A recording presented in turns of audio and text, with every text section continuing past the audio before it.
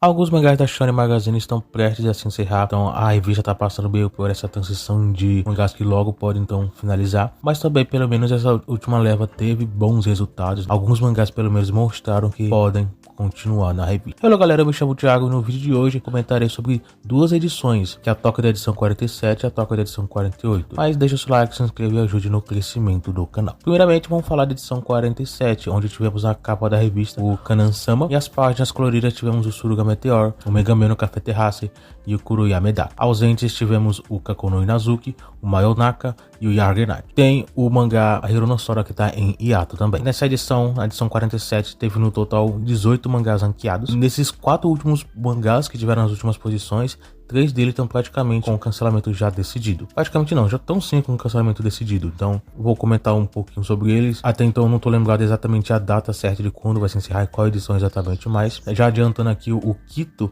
que é um mangá que ele vai ser encerrado em algum momento. Então ele e o Ikitagari no Wolf, os dois mangás vão finalizar. Então não tem pra onde correr, já é algo que eu já havia falado há muito tempo, então já é agora concretizado. Os mangás basicamente não tem outra saída, né? Agora é oficial, os mangás vão estar deixando a revista.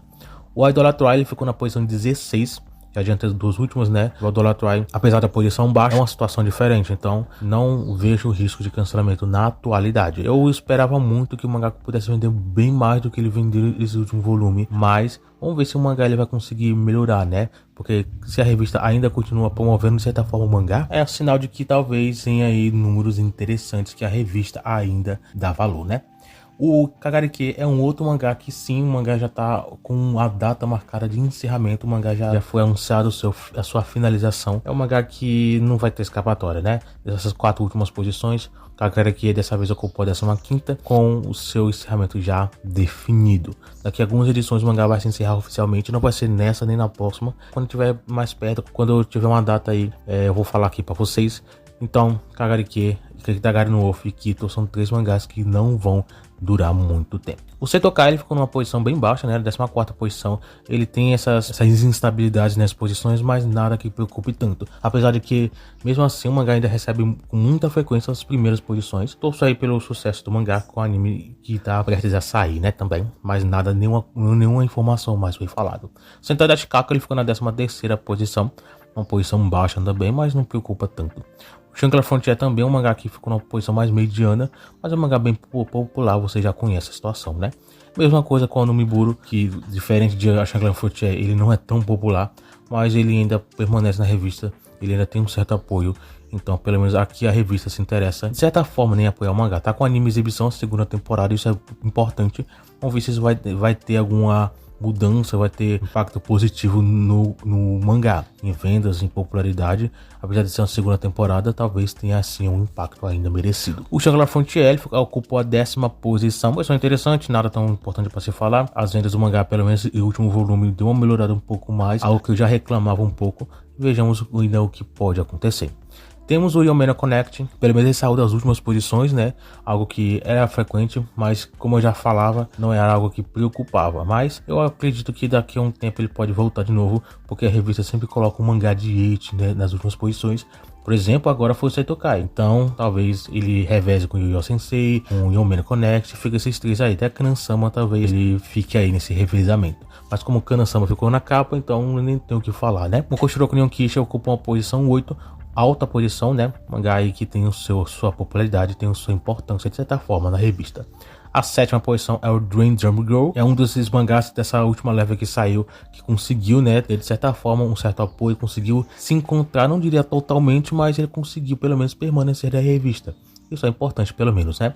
Então estaremos ainda de olho sobre outras coisas futuras que pode sair sobre o mangá. Hajime no Ippo pela mesma posição alta para o mangá, por mais que o mangá é um mangá bem importante, bem popular, ele tem posições baixas com bastante frequência. De novo, não é uma situação preocupante. O Jono Oro ficou na posição bem alta nessa edição, algo importante, algo bom, né? Já falei algumas vezes que eu espero agora o anúncio do anime para ele. Espero que esse ano vejamos alguma coisa. O Kanojo Karishimasu também recebeu uma ótima posição, como na maioria das vezes vem recebido.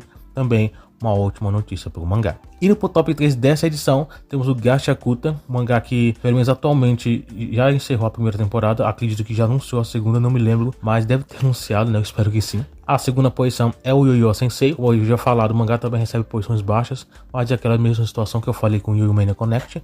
E a primeira posição bem merecida, que foi para o Blue Lock. Então, pelo menos, uma ótima posição, um ótimo mangá de certa forma, né? Na edição 48, tivemos como capa da revista o Kanojo Kareshimasu, e as páginas coloridas ficou para o Nomiburo. Mangás ausentes nessa edição foi o Dreams of Girl, o Seitokai, o Suruga Meteor e o Megame no Café Terraça. E o Hironossora, o mesmo mangá em ato ainda, não teve capítulo nessa edição também. Mas nessa edição também tiveram 18 mangás ranqueados, e já adianto que das 5 últimas posições, 4 foram a mesma da edição anterior. O único que muda é o Gachakuta. Eu adianto os outros, né, que é o Kidagari no Wolf, que ele ficou na última posição. O Gachakuta ficou na penúltima, o Kito ficou na posição 16, o Idolatrado na posição 15 e o Gakariki na posição 14. Então a única coisa que muda é que temos o Gachakuta no lugar do Seitokai, que ficou ausente. Gachakuta que recebeu uma posição alta na edição anterior, essa aqui acabou recebendo as últimas. A revista meio que deu uma invertida na situação, né? Mas o que eu falei desses outros mangás é a mesma situação. Gachakuta também faz um grande sucesso, tem uma ótima popularidade. Já vou adiantando muito essas coisas dessa forma, né? Para o vídeo não ficar tão estendido.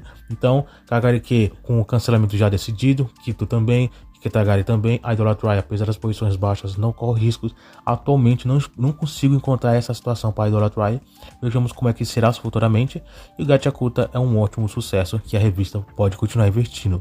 É meio contraditório falar isso, tendo em vista a posição, mas nada que preocupe, né? Banjo no Warrior ficou na posição 13 e não tem preocupações também com respeito à popularidade, a nada do tipo, pelo menos por enquanto não encontro essa situação. Mas, enfim, vamos ver o que ainda pode acontecer pro mangá. Eu falei com respeito à questão do anime, né? Eu já só vou acrescentar um pouco mais sobre isso. Teve muitos mangás na Magazine que tem animes já anunciados, tem animes já em produção. A revista tá lotada desse tipo de obras. Pra mim, o mangá mais próximo de ter um anúncio de anime é o Banjo no Orion. Então, muita coisa pode acontecer. Eu espero que esse ano seja um ano importante para o Banjo no Orion.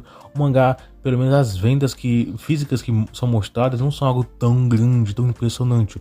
O mangá não chega a vender mais de 20 mil, 30 mil exemplares. Então, tendo isso em vista, talvez o mangá não seja tão popular.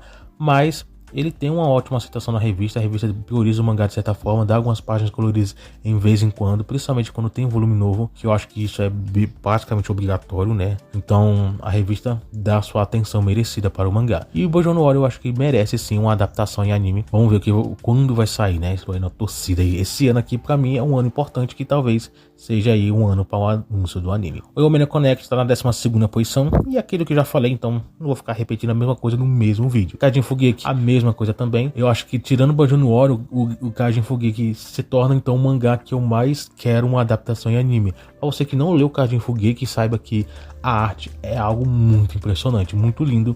E eu acho que para ter uma adaptação em anime, eu gostaria de realmente um estúdio bem competente. Um estúdio que fizesse realmente valer a pena a adaptação. Porque pelo que é mostrado no mangá, pelas coreografias e tudo mais, eu acho que merece ser uma boa adaptação. Lógico, vou ficar feliz simplesmente por ter uma adaptação, né? Mas eu gostaria que fosse algo acima da média. Um dos mangás que me decepcionou um pouco, vou falar um pouco mais quando chegar a ele aqui na hora de comentar, mas foi o Kanan-sama. Não teve anime ainda, né? Não saiu o anime não estreou. Eu tô fazendo um pré-julgamento pelo que já saiu em trailers e tudo mais. Eu me decepcionei um pouco com respeito à animação, eu esperava que fosse algo bem melhor, mas de certa forma, tava até esperando demais, né? Kanan-sama nunca foi um mangá tão popular assim. Ele tem uma premissa bem simples, de certa forma, de um mangá genérico. Provavelmente, se eu não conhecesse a Kanan-sama pela Magazine, se ele fosse qualquer outro mangá de qualquer outra revista, provavelmente ele seria um mangá que eu só ignoraria se tivesse um anime. Mas por ser Kanan-sama e por estar na Magazine, por eu já conhecer a obra, acompanhar a obra, eu com certeza vou acompanhar o anime. Então tem essa coisa, né? A Kanan-sama tem muito uma estética de um mangá genérico de temporada que normalmente ninguém liga. Então acho que o que poderia favorecer ele era uma boa adaptação. Espero realmente que tenha, né? Mas enfim, estamos falando de Kaijin Fugeki, que o mangá eu espero realmente que venha um anúncio bem importante. Não sei se para esse ano, mas que venha aí o mais breve possível. Ele Banjo no Warrior. Yu-Yu Sensei recebeu uma ótima posição na edição anterior. Aqui voltou com uma posição um pouco mais mediana. Mas enfim, vamos ver o que ainda a revista está preparando aí. Setariashi Kako também recebeu uma posição até interessante, praticamente na mesma média da edição anterior, então continua aí firme e forte. Kuroe Medaka, que recebeu a página colorida na edição anterior, dessa vez também recebeu uma posição alta. O anime vai sair em algum momento, a segunda temporada. É bem estranho, né? Eu vejo muita gente reclamando com respeito a Kuramedaka. Não muita gente, né? Algumas pessoas, porque também é um anime bem esquecível. Mas algumas pessoas não gostaram da obra, né? Eu não acompanho a obra pelo mangá, então quando eu assisti o anime eu me decepcionei um pouco. Eu conheço o mangá e tudo mais, então eu sei como é que é a arte, eu sei como é que é tudo, e isso me chama a atenção. Eu acho a arte bem bonitinha, que o Kuramedaka é um Hong Kong bem leve, então o autor ele bem que cuida disso, né? Sabe trabalhar nessa estética. Então isso me agradou um pouco, mas quando eu fui pro anime, não me agradei tanto. Espero que quando eu for pro mangá, né? Que inclusive eu tô pensando em ler o mangá, eu me agrade um pouco mais, né? Vamos ver o que ainda pode esperar. Espero que a segunda temporada possa ser algo bom, independente se eu tenha gostado ou não do anime. Eu sempre torço para que as obras façam sucesso. Bullock tá na posição 7, também uma ótima posição. Enfim, o mangá faz sucesso, então não tenho o que reclamar, né? Mayonaka, que aqui uma posição alta também, essas edições promovendo, espero, né, o anime, mas talvez as próximas edições promovam um pouco mais, né, com página colorida, com capa, espero. Estaremos aí de olho nas próximas edições. Mokoshiro Kunio Kishi ficou na 5ª posição, ótimo, perfeito pro mangá. E a 4ª posição, Kakuro Inazuki, voltando aí depois de uma ausência na edição anterior, ele e Mayonaka, né? E o Argenati, que tava ausente na edição anterior, voltou com uma posição muito alta, abrindo o top 3 dessa edição, só mostrando que a revista dá um destaque impressionante para o mangá. Ele, Bring Up Girl, Adoratrice foram os 3 mangás que conseguiram sobreviver da última leva. A Idolatry tá recebendo posições um pouco mais baixas, pelo menos essas 2 últimas foi isso o caso. Bring Up Girl recebe posições mais medianas e a Idolatry tá sempre na parte de cima. Lógico, o Bring Up Girl também recebe posições altas, mas atualmente parece que as coisas estão desse formato. E a Argenati recebendo um destaque maior. A 2ª posição foi o Shangri-La Frontier, uma ótima posição para o mangá. E a 1ª posição é o Kanan-sama, que eu já comentei um pouco sobre ele, né? E eu espero realmente que o anime consiga aí fazer sucesso, consiga fazer o que o mangá cresça, a popularidade cresça em tudo. Então, tô aí na torcida por Kanan-sama quando o anime sair, que vai ser em abril, só pra você saber, caso você não esteja sabendo, não lembre ou nunca soube também mesmo. Mas a próxima edição provavelmente também vai ser edição dupla também. Eu vou comentar sobre 2 toques pra gente voltar aos atuais novamente, né, que estamos bem atrasados. E já falando a edição 49, a prévia, né, a capa vai ser o Megame, que provavelmente será a última edição do mangá, o último capítulo. E as páginas coloridas ficará para o Kagariki. Que sim, o mangá, apesar de ter anunciado o cancelamento, ainda vai durar um pouquinho e receber uma página colorida. Na próxima edição eu vou comentar um pouco sobre isso, um pouco mais, né. Então, fico por aqui e até o próximo vídeo.